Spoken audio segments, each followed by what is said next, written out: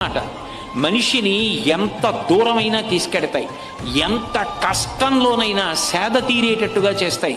అదే ఒక్క మాట, మాట్లాడకూడని మాట, అవతల వారి జీవితాలు పాడు చేసే మాట, తేలికగా జీవితం గడిపేయచ్చు అని హితబోధ చేసినట్టుగా చెప్పేటటువంటి మాటలు, అవి మనుష్యుల జీవితాలు పాడు చేసేస్తాయి.